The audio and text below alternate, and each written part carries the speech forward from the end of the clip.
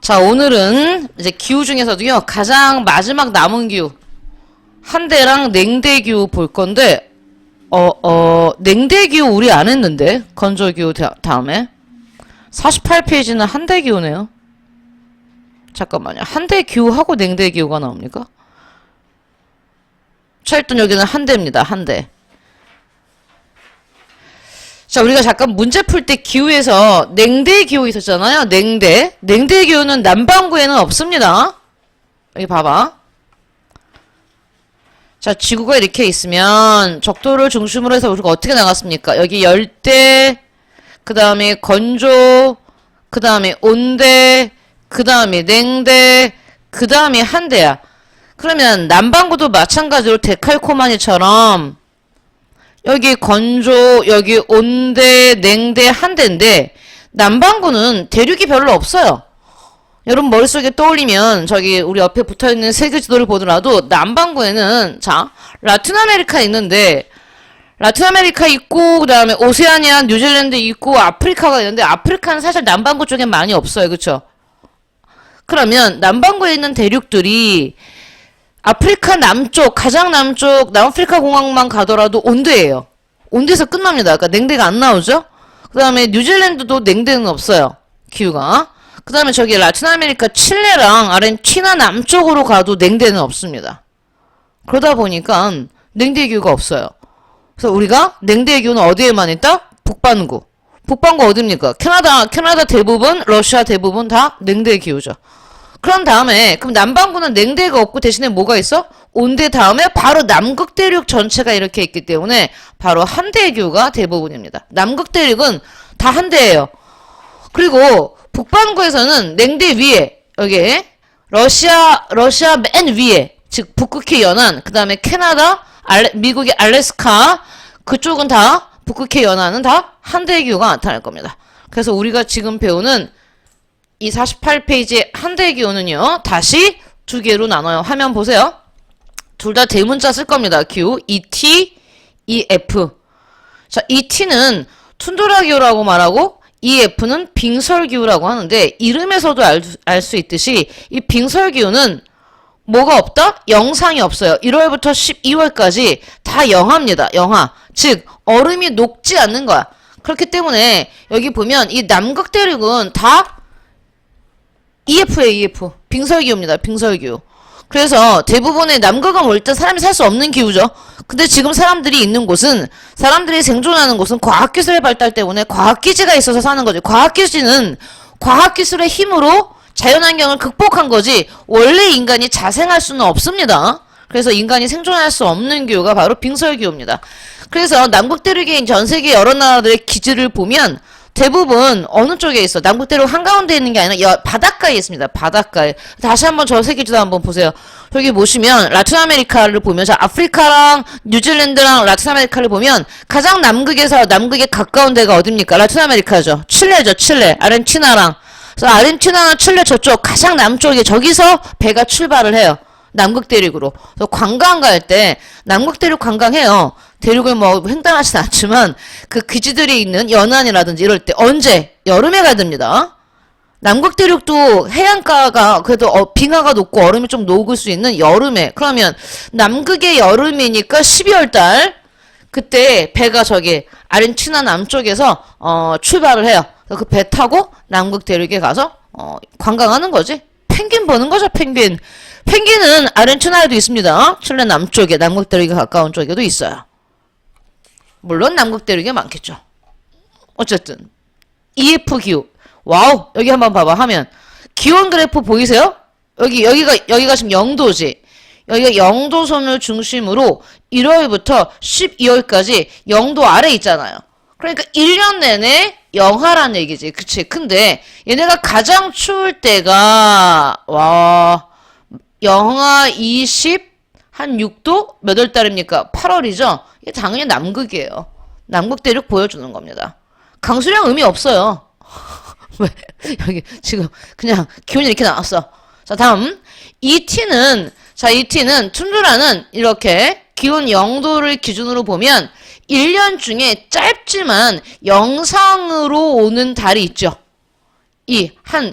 두 달에서 세 달 정도 영상으로 기온이 올라옵니다. 그럼 이때는 어떻게 되겠어? 얼음이 녹겠지. 얼음이 녹으면서 여기는 여름에 풀은 아니고요. 이끼는 껴요. 그래서 툰드라랑 빙설의 차이는 뭐야? 1년 내내 영하냐? 아니면 1년 중에 몇 개월은 영상의 기온이 있느냐? 이 차이입니다. 그래서 얘는 이때 보시면 와우 연교차 엄청난데 얘네 7, 8월이 지금 여름인데 7, 8월 때는 한 영상 5, 6도 아니 4, 5도쯤 3, 4도쯤 됩니다. 여기는 이제 북극이라는 걸 알 수가 있어요. 여름의 기온이 0도 이상으로 올라 지표면만 녹아요. 땅속까지는 녹지 않아요. 땅속은 워낙 단단한 얼음들이 있기 때문에 지표면만 녹습니다. 녹아서 어떤 표현 나옵니까 여러분? 지의류라는 거 형광펜으로 줄쳐주세요. 지의류. 지의류는 아까 선생님이 가장 대표적인 종류가 이끼랬죠. 이끼. 그런데 이끼라고 하면 여러분이 본 이끼들은 우리나라에 이제 이렇게 끼는 이끼들이잖아요. 근데 툰드라의 이끼랑 우리나라의 이끼는 달라요. 툰드라에서 자라는 이끼는 마른 이끼인데 굉장히 커요. 굉장히 커요. 이래 양탄자 같이. 이게 푸른 양탄자처럼 굉장히 두껍고 큽니다. 그래서 우리가 보면 쌤 징그러워요 그러는데 모기가 엄청납니다. 이 여름에.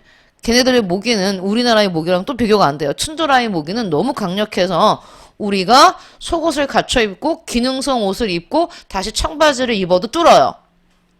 막 하도 뚫는다니까. 그 정도로 셉니다. 뚫는다고. 뚫고 문다고. 선생님 여기 사는 사람들은 어떻게 해요? 그들은 익숙하겠죠. 자 어쨌든 이 차이다. ET와 EF의 차이다. 자 그러면 E는 이규, 즉 한대규라고 하는 건데 최하늘 평균 기온이 마이너스 3도씨 미만이고 당연히 추운 달은 마이너스 3도 더 내려가겠죠.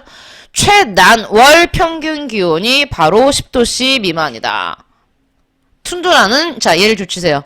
얘네는 최하늘 기온으로 나누는 게 아니라 한대 기온은 가장 따뜻한 달 최난월 기온을 가지고 T와 F를 나눕니다. 최난월 평균 기온이 0도씨 이상이고 10도씨 미만이면 툰드라 0도씨 미만이면 F다. 그러면 봐봐 얘들아. EF 기온, 이 T 기온, 툰드라 기온도 가장 따뜻한 달이 영상이긴 하지만 10도는 안 넘어간다는 얘기예요. 아무리 따뜻해도 10도를 못 넘어간다는 얘기입니다. 그래서 자 이런 기후가 나타나는 이유가 뭘까? 우리 항상풍 배웠죠? 기억납니까? 위도에 따라 부는 바람들 그쵸? 이렇게 부는 바람 편서풍 중위도에 부는 바람은 편서풍이고 적도에 부는 바람은 무역풍이면 이 극지방에 부는 바람이 뭐였습니까? 이게 극고압대에서 부는 바람들인 거죠. 극고압대, 북극해. 여기는 남극 대륙이다. 툰드라 기후가 훨씬 더 중요해요, 시험에. 왜냐면 사실 얘는 이 F 빙설 기후는 할 게 없습니다. 1년 내내 얼어있기 때문에. 자, 그러면 얘네 별표 할게요. 잘 나옵니다. 툰드라 기후.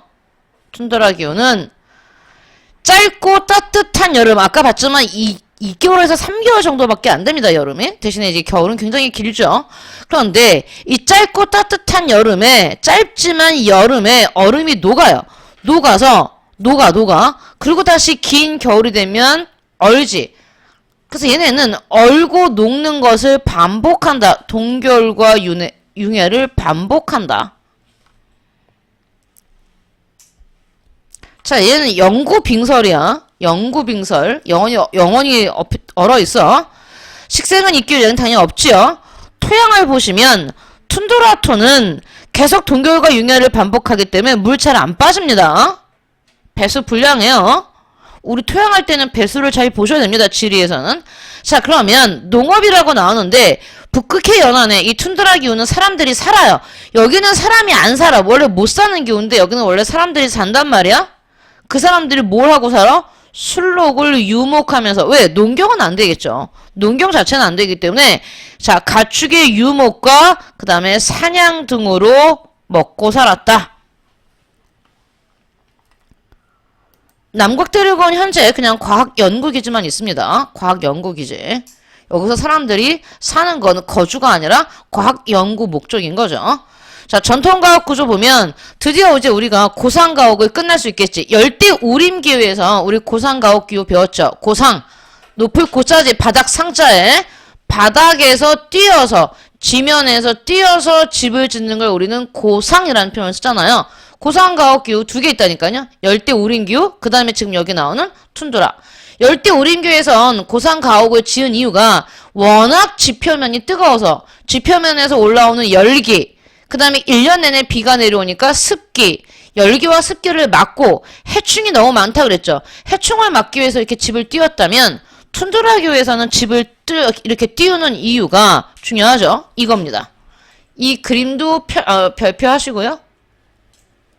이 이유도 꼭 줄쳐주세요. 여름이 되면 툰드라 지표면이 녹는다 그랬지. 지표면은 우린 이거라 그래. 얘들아, 활동층이라고 불러. 활동층.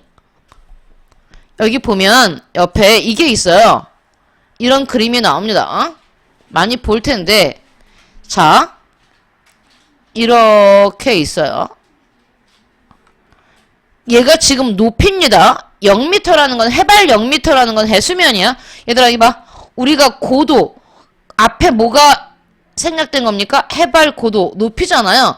그러면 높이는 우리가 뭐부터 시작해? 0m부터 출발하지. 0m, 해발 10m, 아니면 해발 뭐 100m 이렇게 가잖아요. 그러면 0m라는 건 해수면이야.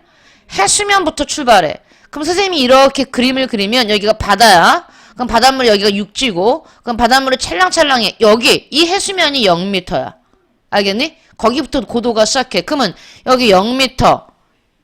그러면 이제부터 아래로 내려간 거잖아. 지하 10m, 지하 20m, 지하 30m, 지하 40m, 지하 50m. 땅속이란 얘기야, 이 그림은. 그러면 여기가 북극해 연안이라면, 자, 땅속으로 지하 한 16m 정도? 이렇게 보면 그 아래로는 안 녹아요. 여름이 돼도. 여기 뭐라고 나왔습니까? 지하 30m, 지하 20m 이하로는 싹 다 영구 동토층이라는 표현 나왔지. 영구 동토층. 영원히 얼어있는 땅이야. 녹지 않는 거야. 그러니까 우리가 툰드라에서 땅 파면 나중에 뭐 나와요? 비가 나오는 거죠. 그쵸? 얼어있는 땅입니다.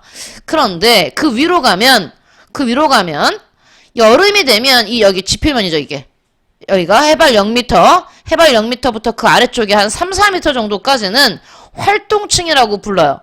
그럼 이 활동층은 여름에는 녹는 겁니다. 녹아. 활동층이. 그 다음에 겨울 되면 다시 얼어.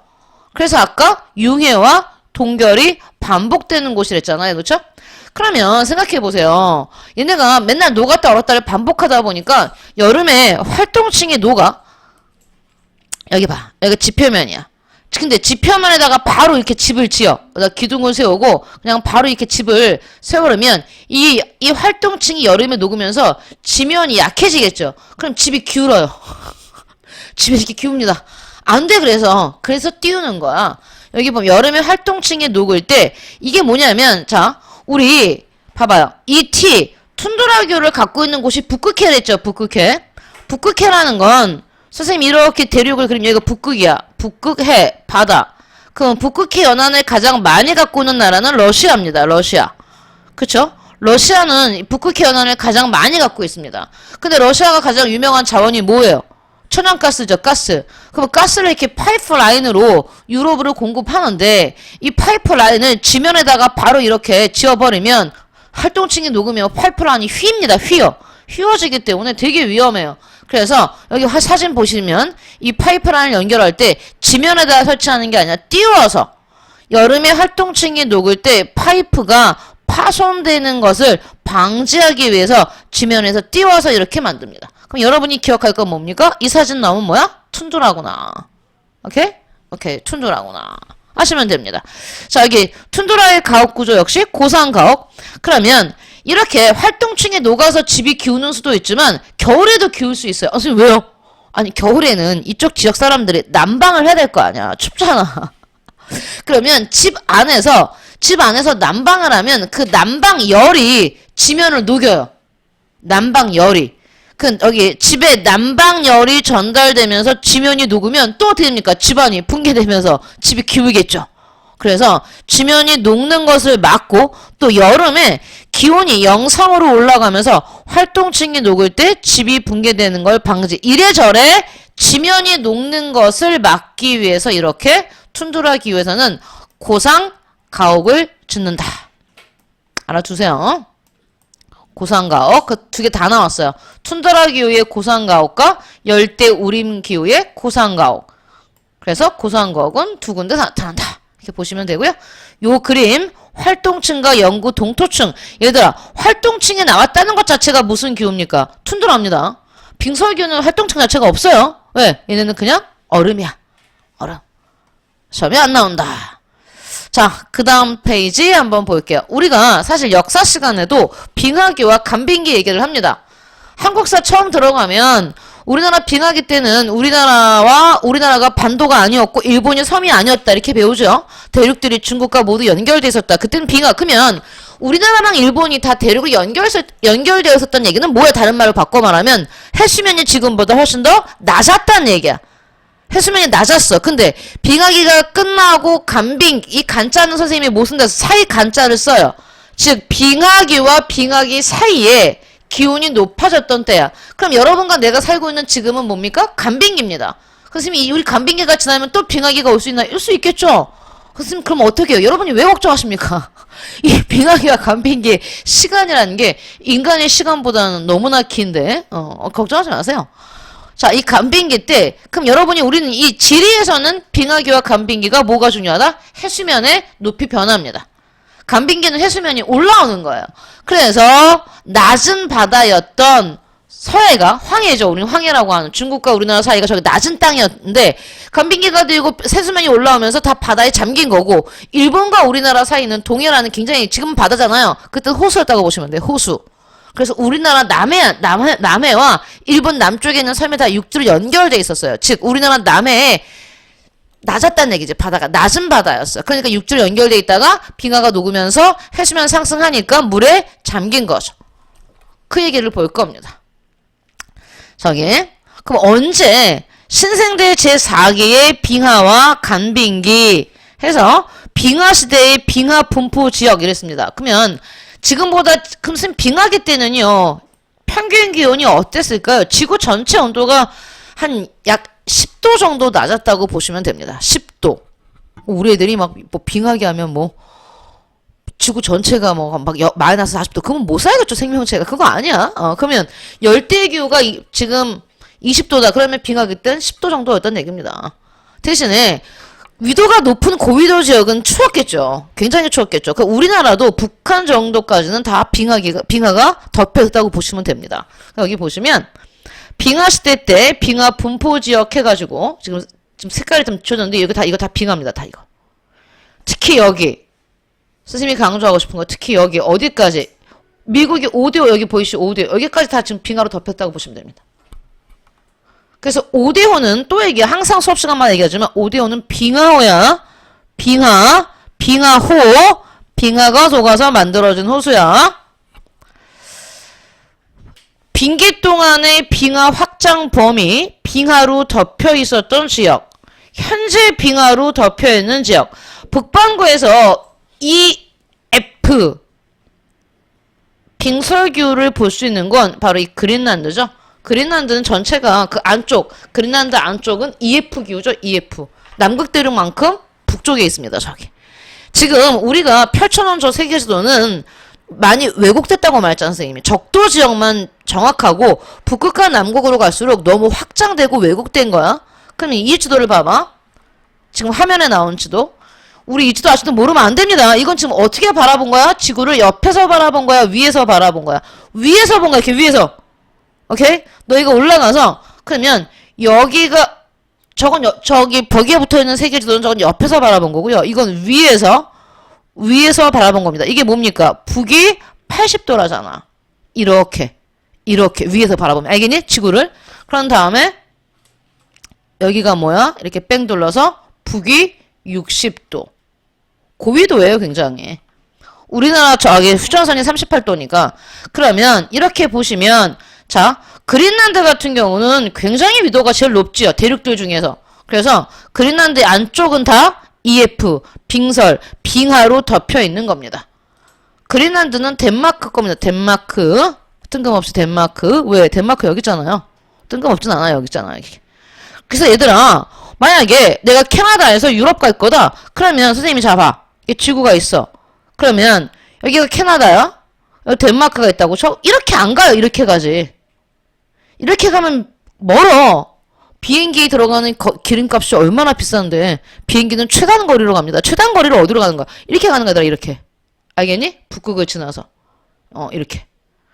아니 적도 한 바퀴를 도나? 적도를 왜 한 바퀴 돕니까?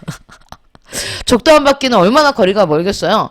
그래서 이쪽은 덴마크께 있고, 그다음에 여기 보시면 색깔이 흐리게, 여기가 지금 다 북극해 연안 아닙니까? 러시아 어때요? 진짜 북극해 많이 끼고 있죠. 러시아. 그 다음에 스칸디나비아 반도에 노르웨이나 핀란드, 그지? 그 다음에 여기 아이슬란드도 위도가 굉장히 높죠. 그 다음에 이제 여기 다 캐나다입니다. 캐나다, 북극해. 캐나다도 북극해 쫙 끼고 있죠? 그 다음에 알래스카가 러시아 건데 미국한테 팔았잖아요. 미국의 알래스카, 이렇게.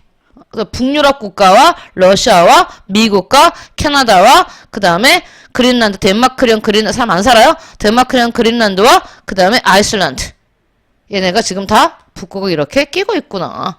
예전엔 여기, 이게 지금 5대5지요? 미국의 5대5? 여기까지 빙하기 때는 여기까지 빙하가 덮여 있었다는 뜻입니다. 그러면 북유럽의 스칸디나비아 반도는 빙하기 때는 싹 다 빙하로 덮여 있었다는 얘기예요. 알겠어요? 그러면 빙하에 의해 당시 빙하기 때 빙하에 의해 침식 깎고 또 깎으면 항상 뭐합니까? 얘들아 침식이 일어났다는 얘기는 그게 하천에 의한 침식이든 바람에 의한 침식이든 빙하에 의한 침식이든 깎아서 그 깎은 물질들을 어딘가에는 반드시 뭐합니까? 쌓아요. 깎고 끝나는 게 아니야. 깎아서 어딘가에 쌓아. 그러니까 침식 다음에 뭐 있어? 퇴적 있는 거야. 침식되고 퇴적되어 형성된 지형으로 빙하기 때 지금 말고요. 빙하기 때 빙하로 덮여 있었으나 현재는 간빙기니까 간빙기인 현재는 그렇지 않은 지역에 뭐가 나타난다고? 좋죠? 빙하 지형이 나타나는 거야. 우리는 건조기후에서도 건조기후 지형을 봤잖아요. 빙하기후에서도 우리가 빙하 지형을 볼 건데, 그러니까 애들이 왜냐하면 뭔가 착각해. 빙하 지형이라고 하면 선생님 지금도 빙하기후가 나타나는 곳에 빙하 지형이 있는 게 아니야. 예전에 빙하기 때 빙하로 덮여 있었던 지역에서 뭐가 나타나는 거야? 빙하 지형이 나타나는 거야. 그 우리나라 북부에서도 빙하 지형이 있으려면 선생님 우리나라 북부가 빙하 기후가 미친 거 아니고요. 예전에 빙하기 때 그래서 빙하 지형은 여기 조치세요. 빙하기 때 빙하로 덮여 있었으나 현재는 그렇지 않은 지역에서 주로 나타난대요. 그러면 거기가 어딘가 봤더니 이거지. 좋죠? 냉대와 툰드라 기후 지역.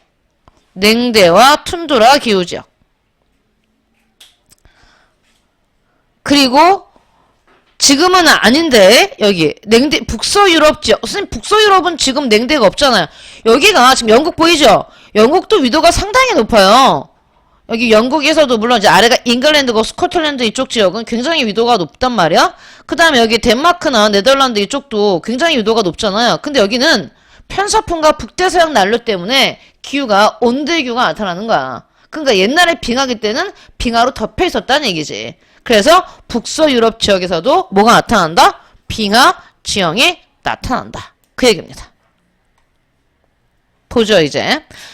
여기도 봐봐. 근데 이렇게 나오면 또 우리 애들이 알아. 위도를 줬단 말이야. 이렇게 위도 80도, 위도 60도를 주기 때문에 이건 지금 위에서 바라보는 지도구나 하는데 이렇게 나오면 못 알아봐. 안 돼. 이것도 역시 어디서? 좋죠. 이 바다. 북극해지요. 위에서 바라본 겁니다. 지구를. 위에서.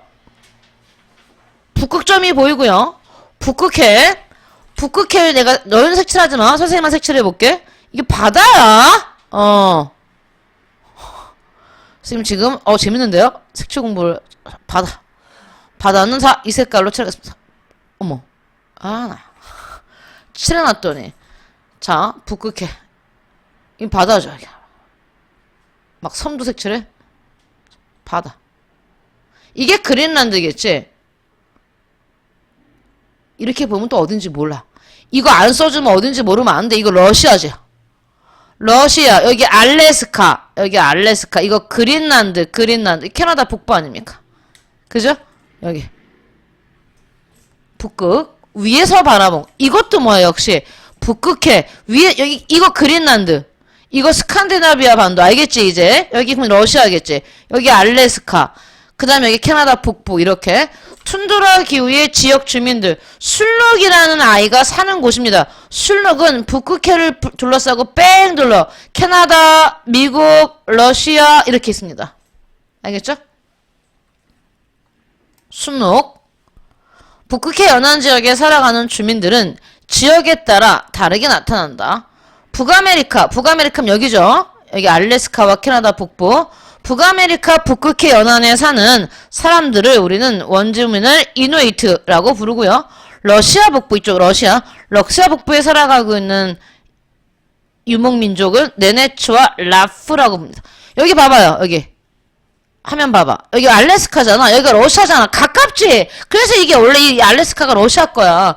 애들이 왜 러시아가 이 알래스카를 저기 봐도 붙어있잖아요. 거의 알래스카랑 러시아가 팔고 나니까 자원이 많았죠.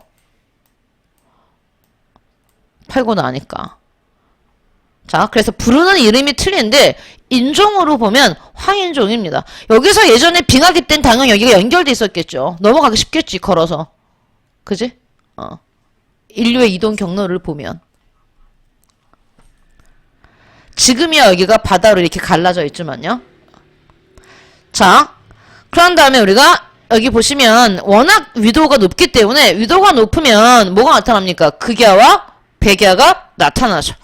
극야와 백야. 그 얘기를 할 겁니다. 다시. 자, 낮의 길이를 했으면 자, 7월달은 북반구 여름이죠. 7월달은 북반구 여름이기 때문에 낮의 길이가 가장 긴 곳은 북극입니다. 그지? 북극에서 남극으로 갈수록 낮의 길이가 짧아진다. 그래서 7월달에는 북극은 뭡니까? 7월달 북극은 계속 낮이죠. 그래서 얘는 해가 안 집니다. 백야죠. 그리고 남극은 24시간 밤입니다. 24시간 밤이기 때문에 얘네는 극야가 되는 거죠. 극야. 맨날 시험에 나오는 부분이죠. 7월의 낮의 길이나 1월의 낮의 길이. 춘분과 추분, 낮의 길이, 모든 지역, 낮과 밤의 길이가 반반이다. 춘분과 추분에는 자, 여름이 제일 길고 봄, 가을, 그 다음에 겨울. 여름의 고위도가 저위도. 자, 이 낮의 길이가 여름에는 고위도가 길고 저위도가 낮다는 얘기지. 결론. 여름에 고위도로 갈수록 낮의 길이가 길어진다. 당연하죠. 근데 7월달에는 북반구 여름이니까 북극이 백야고 1월달은 남반구 여름이니까 남극이 백야인 겁니다. 그쵸? 그러니까 여름이 낮의 길이가 길어요. 우리나라도 어떻습니까? 여름이 낮의 길이가 훨씬 더 길죠? 뭐 아는 얘기고요. 자, 여기 보세요. 이거 워낙 오래된 건데 오래된 거지만 여러분이 보셔야 되는데 우리 애들이 항상 선생님이 그래프 볼 때 뭐랬어? X축과 Y축에 뭐가 나왔는지 보자고 했죠? 그럼 얘는 자, X축에는 뭐가 나와 있습니까? 1월부터 12월달까지 달이 나와 있습니다. Y축에는 뭐가 나와 있어요? 시간이 나온 겁니다. 시간. 0시부터 24시. 그래서 우리는 뭐 AM, PM, 오전, 오후로 나눌 수도 있지만 24시로 보면 자, 그러면 여기 봐봐. 선생님이 얘는 7월달 한번 볼게. 7월달에는 0시부터 24시간 동안 다 뭐야? 낮이지. 그럼 얘는 뭐야? 7월이 백야입니다. 백야. 알겠어요? 7월이 백야야. 그러면 7월이 백야라는 얘기, 7월이 낮의 길이가 가장 길다는 얘기니까 백야가 나타나니까 극지방인데 극지방 중에서도 7월이 여름이니까 어디야? 북극이야. 북극. 아, 여긴 북극이구나. 여기 12월달 봐봐요. 얼마나 끔찍합니까? 12월달 같은 경우는 0시부터 24시간까지 다 뭐야? 밤이잖아. 얘는 극야야. 12월달에는 극야. 7월달, 8월달에는 백야. 12월달에는 극야구나. 그러면 여기 나왔지? 가는 적어도 어디야? 북극권 이상이라면 북이 66도 이상이라고 써있어요. 밑에. 여러분 약간 좀 흐린 형광펜으로 이거는 색칠해 놓으세요. 지금 색 잘 안 나는데. 여기까지 이렇게. 이렇게 되는 겁니다, 이거는. 이만큼을, 어이씨. 선생님, 나의 의지와는 상관없이 얘가 막, 이거 아닙니다. 나의 의지와는 상관없이. 선생님, 이렇게 칠한 거예요, 이렇게.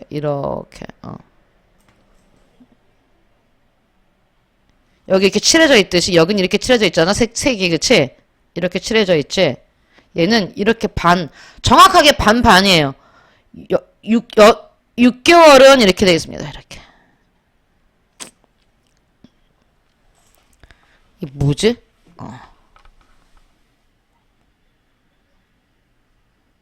지금 잘못 칠한 것 같은데요?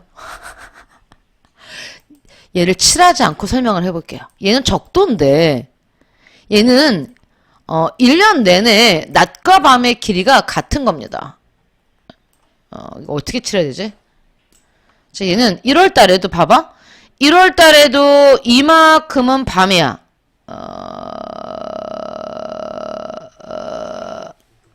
어떻게? 얘는 1월 달에도 이만큼은 밤이고, 이만큼은 다시 낮이고, 이만큼은 밤이야. 이거 똑같아요, 이렇게. 이렇게 돼 있으면, 그쵸, 색을 이렇게 칠해야겠죠? 이게 밤이지, 밤. 이렇게. 이 선은 아닙니다. 이 선은 선생님이 읽으려고 지금 한 거고요. 여러분이 다시 얘를 색을 칠하면, 이렇게 되겠죠. 이만큼은 밤만 색깔을 칠해볼게요. 밤. 그 다음에 이만큼이 밤. 그래서 계산을 하면 얘와 얘 더한 거, 그 다음에 얘 더한 게 같아야 됩니다. 그래서 12시간은 낮, 12시간은 밤이 되는 겁니다. 그래서 여러분 계산하시 보면 뭐 4시까지? 4시까지. 그 다음에 얘는 뭐 24시, 4시. 10일 더 해봐. 8이죠. 오케이, 여기까지 칠하면 되겠다. 여기는 4시까지 칠하고, 여기는 16시까지만 칠하면, 여기가 12시간이고, 그죠? 12시간, 여기 8시간, 그 다음에 여기가 4시간. 그럼 24시간 나오죠? 낮과 밤의 길이가 같다. 어디야? 1월 달에도, 2월 달에도, 3월 달에도, 모든 달이 낮과 밤의 길이가 같다. 적도죠? 적도지역입니다. 우리 그때 여기 봤잖아요. 이게 지금 지구의 자전축이고요. 지구가 23.5도 이렇게 기울어져 있고요. 그런 다음에 선생님이 여기 이 선이 낮과 밤의 선입니다. 낮과 밤의 선. 그럼 이거 적도죠? 그러면 자, 적도 같은 경우는 12월에서 2월 달도 어떻습니까? 낮과 밤의 길이가 여기가 적도잖아. 여기 적도지역. 그럼 적도 같은 경우는 이만큼이 뭐야? 밤이지. 그지? 여기 이만큼은 낮이고 이만큼은 밤이지. 그러니까 적도는 낮의 길이와 밤의 길이가 12월 돼서 1월 달도 같고요. 여기도 보세요. 이게 자전축입니다. 그 다음에 이게 낮과 밤의 길이죠? 적도죠. 그러면 얘는 1월 달, 6월, 8월 달은 어때? 밤의 길이와 낮의 길이가 12시간 같죠? 이때도 12시간 같습니다. 그러니까 적도입니다, 이게. 얘네는 1월 달에도 밤의 길이, 7월 달에도 밤과 낮의 길이가 같다. 그래서 나는 뭐다? 적도가 되는 거죠. 얘는 보세요. 얘는 1월 달에 이만큼이 밤이고 이만큼이 밤이잖아. 그러면 낮은 요만큼 밖에 안 돼. 8시에서 12시, 즉 8시간 정도만 낮이고 1월 달에는 어떻습니까? 밤의 길이가 훨씬 길지. 우리나라 같은 거야. 우리나라 1월 달 겨울이잖아. 얘 북반구예요. 북반구라는 거 딱 나옵니다. 그 다음에 여름엔 어떻습니까? 여름엔 낮이 훨씬 더 길죠. 그래서 여기는 북반구인 거 알아야 돼. 7, 8월이 낮이 길다는 얘기는 7, 8월이 뭐란 얘기야? 여름이란 얘기야. 7, 8월이 여름이고 1월달이 겨울이란 얘기인데 그게 하나 백이 하나 없기 때문에 북반구인 거 찾고 그 다음에 북반구 어디쯤이다? 중위도 지역이다. 이렇게 찾는 겁니다. 알겠죠? 그래서 여러분이 이 그래프도 볼 수 있어야 됩니다. 얘도 볼 수 있어야 되고요. 자, 이제 뭡니까? 빙하 지형입니다. 빙하 지형. 사실 우리가 기후할 때 기후만 하면 좋은데 항상 기후 다음에 뭐가 나와? 너희가 안 좋아하는 지형을 별로 안 좋아하더라고요. 여러분 선배들도 그렇고 차라리 기후가 낫다 막 이럽니다.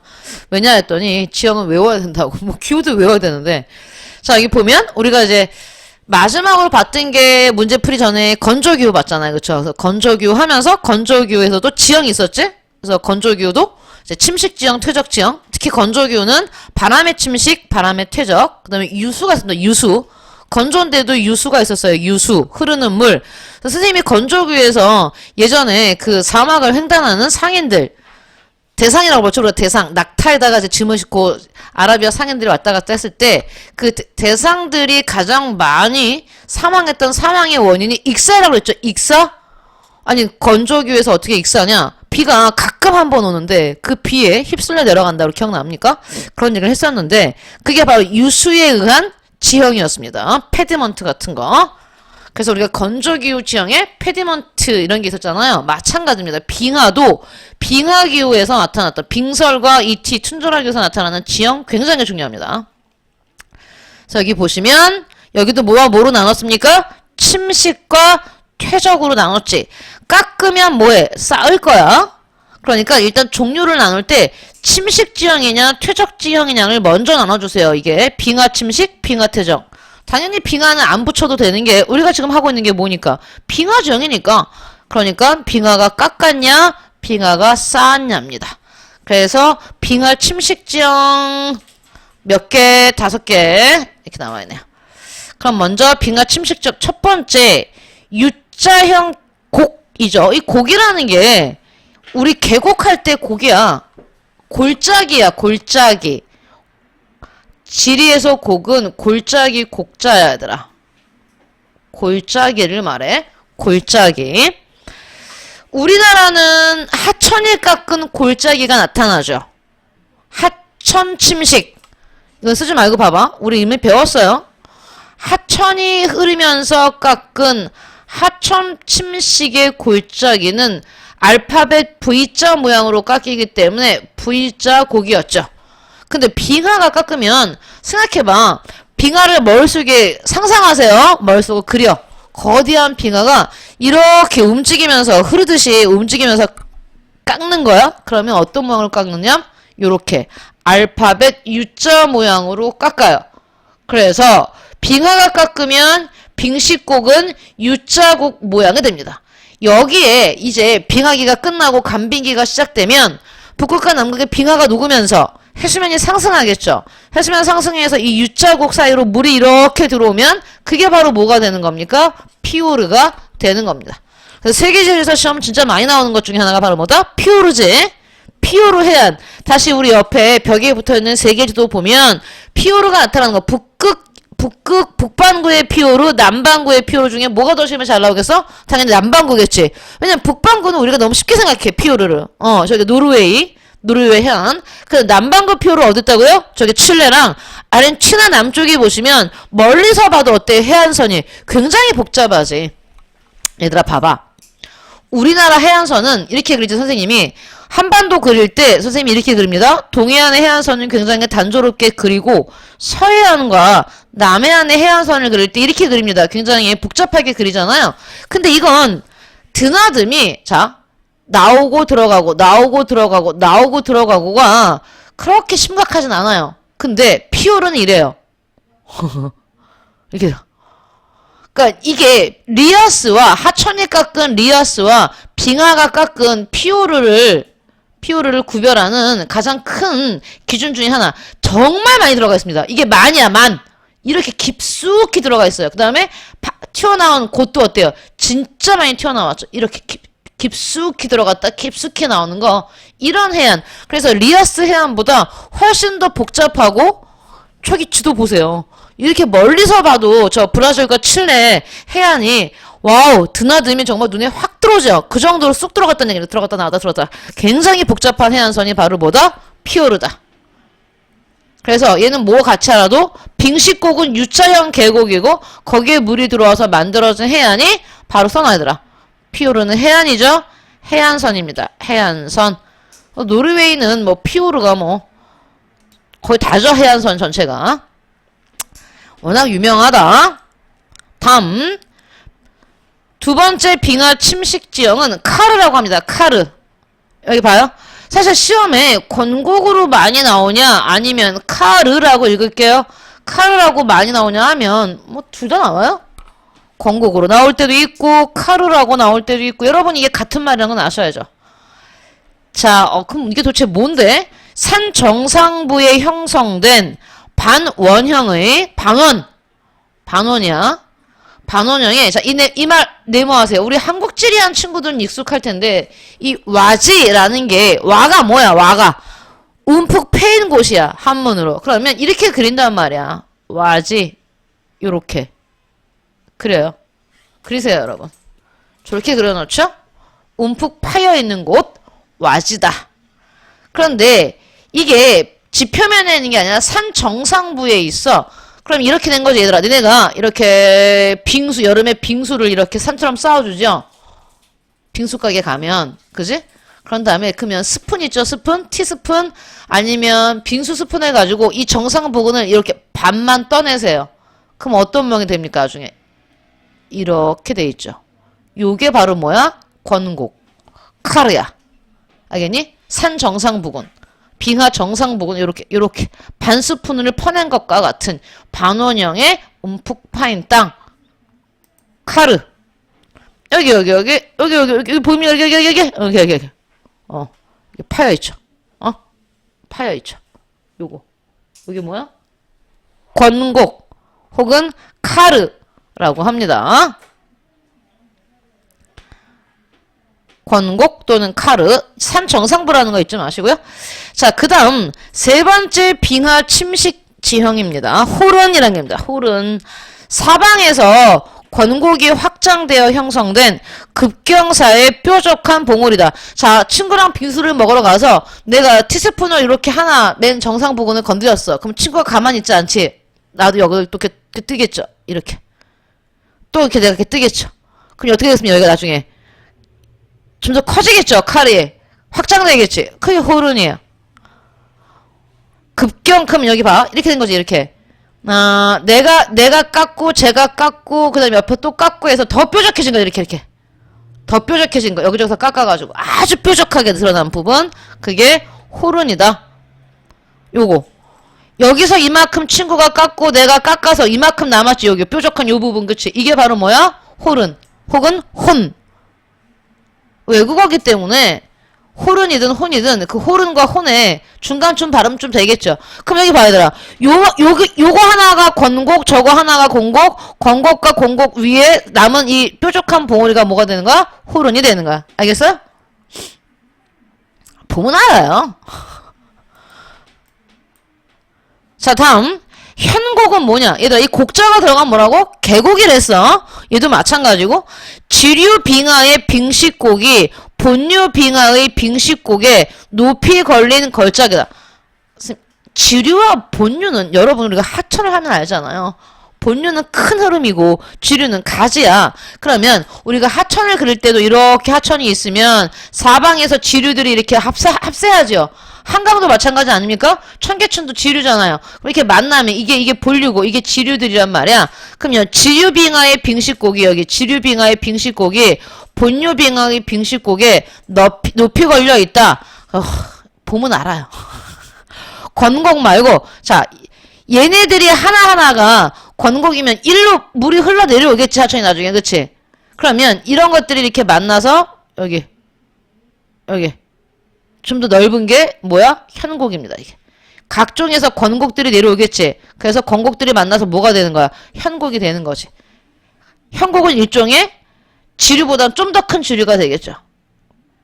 이거 보시면 돼요. 이게 다 권곡이고 권곡들이 사방에서 내려와서 뭐가 돼? 더 큰 골짜기 현곡. 권곡보다 훨씬 더 규모가 큰 게 현곡입니다. 골짜기가. 알겠어요? 오케이. 다음 빙하호. 여기 봐봐.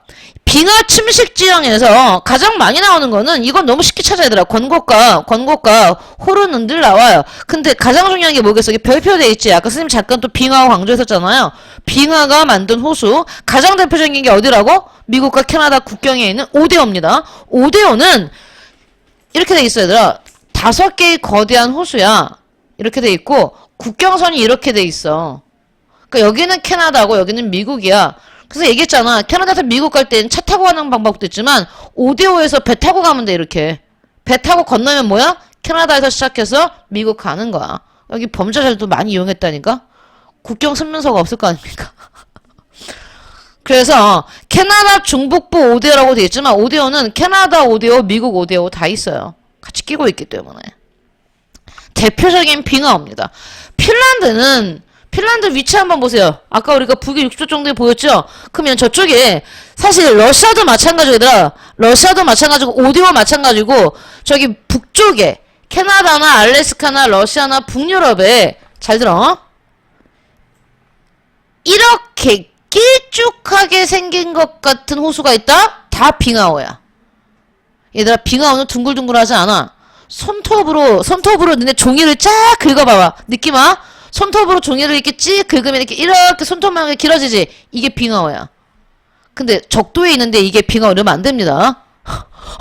선생님 이런 모양인데 이거 빙하호 아니야. 근데 봤더니 위치가 적도야. 죽일 겁니다. 적도는 빙하기 때도 빙하가 덮여있지 않았어요. 아까 우리가 빙하가 덮여있는 최대 빙하 확장기가 어디까지였어? 캐나다와 미국 사이에 빙하호 여기 5대5까지 위도 거기까지 빙하가 왔기 때문에 적도까지는 못 내려왔어. 근데 그럼 봐.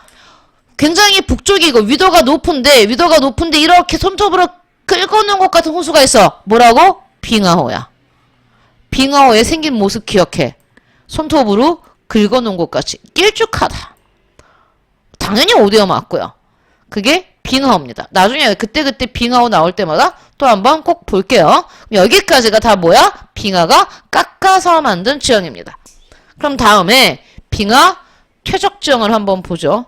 잠깐만요. 선생님 이걸 하다 보니까 내가 건조기후 지형 다 안 한 것 같은데요? 느낌상? 자 이제 빙하 퇴적 지형 볼게요. 빙하가 사실 이 빙하 침식 지형보다 빙하 퇴적 지형이 훨씬 더 시험에 더 많이 나옵니다. 둘 다 나온다면 얘가 더 많이 나오고요. 그래서 얘를 별표해 주세요. 쟤도 중요해.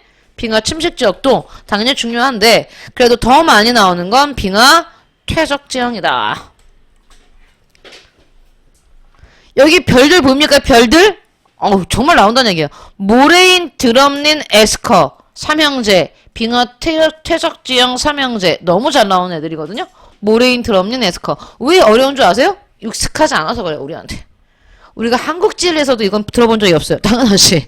우리가 한국지리 하면 대부분 다 남한 걸 하잖아요. 남한에 빙하정이 없어요. 없기 때문에 우리한테 익숙하지 않습니다. 근데 별 있습니다. 중요합니다. 별.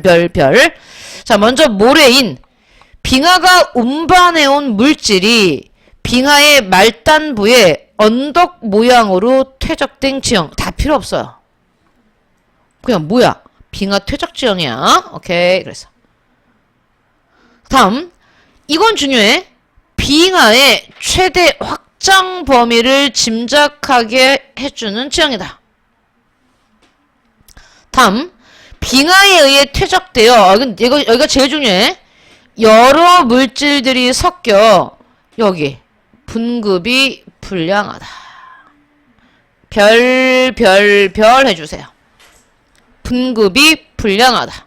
별. 선생님, 분급이 뭐예요? 설명할 겁니다. 우리 퇴적 입자들을 한번 봐요. 예를 들어 여기 자갈이 있어. 자갈은 입자가 큰 거지. 엄청 큰 거지. 그 다음에 자갈보다 이제 작은 애들이 모래, 굵은 모래. 동해안에 가면 볼 수 있는 모래들 있잖아요. 굵은 모래. 굵은 모래보다 입자가 작은 애가 뭐야? 가는 모래겠지? 그 다음에 가장 입자가 작은 게 실트, 점토, 서해안에 가면 굉장히 부드러운 흙 있잖아요. 이런 걸 우리가 자 퇴적된 토양의 입자라고 하는데 분급이 불량하다는 얘기는 이런 애들이 자갈, 굵은 모래, 그 다음에 얇은 모래, 실트 같은 애들이 막 섞여 있다는 뜻이야. 나뉘어져 있지 않고 섞여 있다야. 그럼 여기 봐봐 이거. 아직 안 왔지만 에스커는 뭐라고 나옵니까? 분급이 양호하다 그랬다는 얘기는 얘네들은 사이즈별로 몰려있다는 얘기야. 자갈은 자갈끼리 몰려있고 얘네는 그 다음에 굵은 애들은 굵은 애들끼리 얇은 애들은 얇은 애들끼리 이게 섞여있으면 분급이 불량하다고 표현하고요. 사이즈별로 잘 정돈돼 있으면 양호하다고 표현하는 건데 그럼 이게 다 중요하거든요. 여기 밑에 분급, 불량, 양호. 그럼 불량이 두 개고 양호가 하나잖아. 그러니까 분급이 양호한 애를 외워야지. S커는 왜 분급이 양호할까? 어우, 너무 중요해.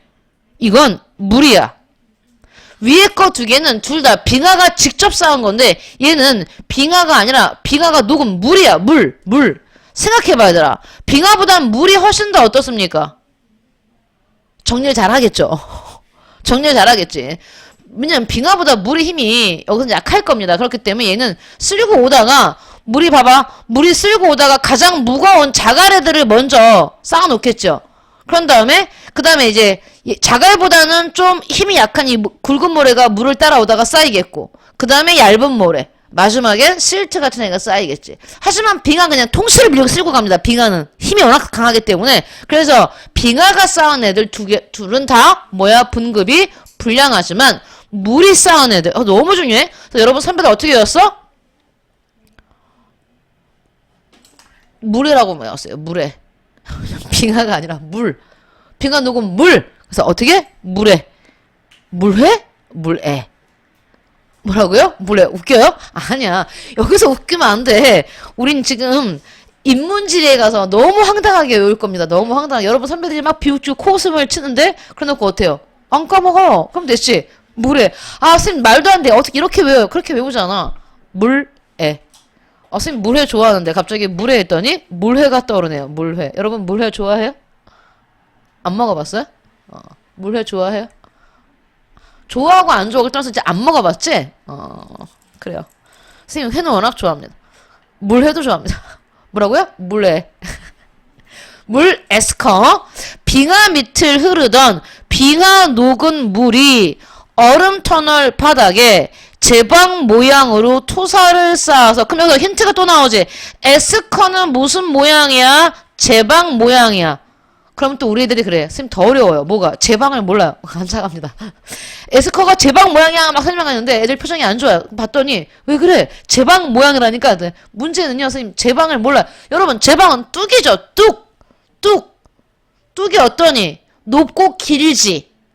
높고 길어. 오케이. 어떻다고? 높고 길어. 그러면 우리 모래인과 드럼년을 건너뛰어서 에스커를 먼저 한번 볼까요? 에스커 물에 이랬습니다. 물에 여기 이쪽 페이지 있잖아요. 여기 52페이지에 이 그림은 뭐 수능 특강이든 어디든 너무 잘 나오는 그림이니까 꼭 기억하시고요. 사실 지금 사진은 상태가 안 좋지만 그림 사진을 한번 볼게요. 얘들아 얘가 빙하야. 얘 빙하. 그러면 지금 이게 빙하야. 빙하. 여기 빙하들 이게 빙하입니다. 그러면 에스커는 빙하가 퇴적한 게 아니고 빙하 아랫부분에서 녹은 물이랬지. 그러면 선생님 보자니까 어떻게 물이 흐르겠니? 빙하가 녹은 물이 이렇게 흐르겠죠. 이렇게 방향이 이렇게 흐르겠죠. 그쵸? 그러면 빙하 녹은 물에 흐르는 방향에 따라 똑같이 쌓여져 있는 게 에스커 아니겠습니까? 그러니까 이게 에스커 이게 알겠니? 이게 에스커라고. 하천의 흐름과 같은 모양으로 쌓인 거. 에스커. 물의 흐름과 같은 방향으로 쌓인 게 에스커란 말이야? 그러면 아까 우리가 빙하가 퇴적해서 만든 모래인 봤잖아요. 모래인. 그쵸? 이게 모래인이야 얘들아. 이거 보이니? 이게 모래인이에요. 그러니까 모래인은 어떻습니까? 빙하와 같은 나란한 방향이죠. 그러면 봐. 여기 지금 이렇게 이거 모래인도 뚝이야. 이렇게 높아, 지대가. 그럼 모래인 이렇게 쌓여있으면, 예전에 빙하가, 여기까지, 지금은 빙하가 이만큼밖에 없잖아. 하지만 옛날엔 빙하가 이 모래인 여기까지 이렇게 쌓였다가, 지금 점점 녹으면서 후퇴한다는 얘기는 빙하의 사이즈가 줄어들고 있다는 뜻입니다. 알겠어요? 빙하가 후퇴한다는 말은 빙하가 점점 녹으면서 빙하의 사이즈가 점점 작아지고 있다. 그러면 최대 확장비 여기까지야. 아, 빙하기 때는 빙하가 여기까지 이렇게 쌓여 있었겠구나. 그래서 아까 선생님이 뭘 했어? 모래인은 빙하의 최대 확장 범위를 알려준다 그랬죠. 여기까지. 예전엔 여기까지 빙하가 확장돼 있었을 것이다. 그 얘기입니다. 그럼 여기 다시 올라가 볼까요? 여기 나왔잖아요. 모래인은 빙하의 최대 확장 범위를 짐작할 수 있게 해준다. 이 부분 이제 이해 가시죠? 예전에 모래인 있는 데까지 빙하가 확장돼 있었을 것이다. 그래서 요 표현, 그림과 이 표현을 같이 한번 꼭 봐주세요. 둘 다, 모래인과 드럼린은 둘 다 분급이 불량합니다. 자, 이제 드럼린.